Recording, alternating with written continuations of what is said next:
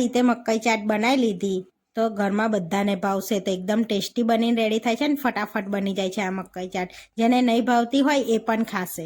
Hi friends, આજે હું share કરીશ તમારી સાથે મકાઈની ચાટ બનાવવાની રેસીપી. ચોમાસામાં મકાઈની ચાટ ખાવાની તો મજા પડી જાય છે. તો મકાઈની ચાટ બનાવીશું. ત્યાં આગળ આપણે એક મકાઈમાં બધા બિયા કાઢી લીધા છે આ રીતના. હવે આપણે એને બાફી લઈશું. પહેલેથી પાણી ગરમ કરવા મૂક્યું છે. પાણી સરસ ગરમ થઈ ગયું છે. તો હવે મકાઈના દાણા આપણે એડ કરી દઈશું અંદર. હવે એની અંદર આપણે થોડું મીઠું એડ કરીશું અને થોડી હળદર. હવે મિક્સ કરી દઈશું આપણે.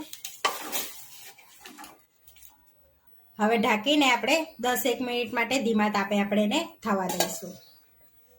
10 મિનિટ થઈ ગઈ છે તો આપણી મકાઈ સરસ બફાઈ ગઈ છે.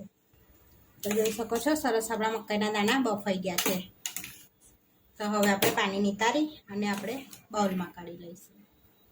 હવે જે બાઉલમાં આપણે ચાટ બનાવવાની છે એમાં જ મકાઈ આપણે કાઢી લઈશું દાણા બધા. તો હવે આપણે બાઉલમાં મકાઈના દાણા કાઢી લીધા છે. તો બટર એડ કરીશું અને અહીં અડધી ચમચી, તમે વધારે ખાતા હોય એ પ્રમાણનું એડ કરવાનું. મિક્સ કરી લઈશું પહેલાં આપણે આમાં જ.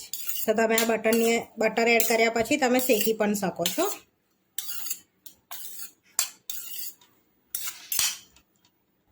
તો હવે બધું મિક્સ કરી દીધું છે આપણે બટરમાં.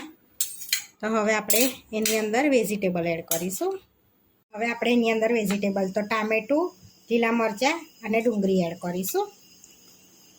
હવે એડ કરીશું થોડું મીઠું, થોડું સંચર એડ કરીશું, ચપટી મરી પાવડર એડ કરીશું, થોડો ચાટ મસાલો એડ કરીશું, થોડું લાલ મરચું એડ કરીશું. તમે જેટલું તીખું ખાતા હોય એટલું એડ કરવાનું. હવે થોડાક ધાણા એડ કરીશું, અડધા લીંબુનો રસ એડ કરીશું આપણે. હવે બધું મિક્સ કરી દઈશું સરસ એવું. તો તમે આની અંદર કાકડી પણ એડ કરી શકો છો. અત્યારે નથી એટલે નથી એડ કરી. આની અંદર ગ્રીન ચટણી પણ એડ કરી શકો છો, એડ કરવી હોય તો. આપણે સરસ એવું બધું મિક્સ કરી લીધું. હવે સર્વ કરી લઈશું. તો અહીંયા પ્લેટ લઈ લીધી છે, એની અંદર આપણે સર્વ કરીશું.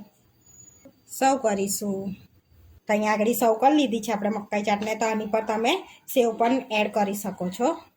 એકદમ ફટાફટ બની જાય તેવી આપણી મકાઈ ચાટ બનીને રેડી થઈ ગઈ છે. આ વિડીયો જોવા માટે મારી ચેનલને સબસ્ક્રાઈબ કરો, લાઇક કરો અને શેર કરો. અને તમે જરૂરથી ટ્રાય કરો. ફરી મળીશું નવા વિડીયોમાં. કોમેન્ટ કરીને જરૂરથી જણાવજો કે તમને અમારી રેસીપી કેવી લાગી.